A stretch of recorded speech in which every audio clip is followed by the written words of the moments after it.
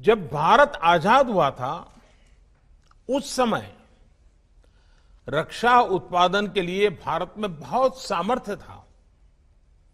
उस समय भारत में 100 साल से अधिक समय से स्थापित रक्षा उत्पादन का इकोसिस्टम था और भारत जैसा सामर्थ्य और पोटेंशियल बहुत कम देशों के पास था।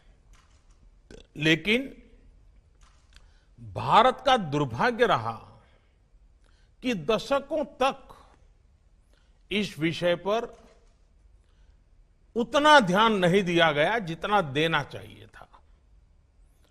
एक प्रकार से ये रूटीन एक्सरसाइज बन गया, कोई गंभीर प्रयास नहीं किए गए और हमारे बाद में शुरुआत करने वाले अनेक देश भी पिछले 50 साल में हमसे बहुत आगे निकल गए। लेकिन अब स्थिति बदल रही है। पिछले कुछ वर्षों में आपने अनुभव किया होगा कि हमारा प्रयास इस सेक्टर से जुड़ी सभी बेड़ियां तोड़ने का एक निरंतर प्रयास है। हमारा उद्देश्य है कि भारतीय में मैन्युफैक्चरिंग बढ़े,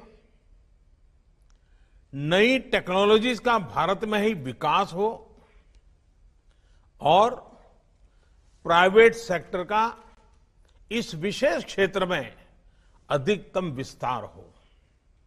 और इसके लिए लाइसेंसिंग प्रक्रिया में सुधार, लेवल प्लेइंग फील्ड की तैयारी, एक्सपोर्ट की प्रक्रिया का सरलीकरण,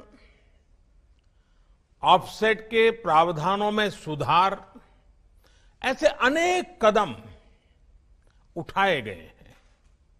साथियों, मेरा मानना है कि इन कदमों से भी अधिक महत्वपूर्ण है रक्षा क्षेत्र में देश में एक नई मानसिकता हम सब अनुभव कर रहे हैं।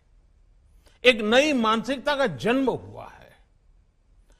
आधुनिक और आत्मनिर्भर भारत के निर्माण के लिए रक्षा क्षेत्र में आत्मविश्वास की भावना अनिवार्य है।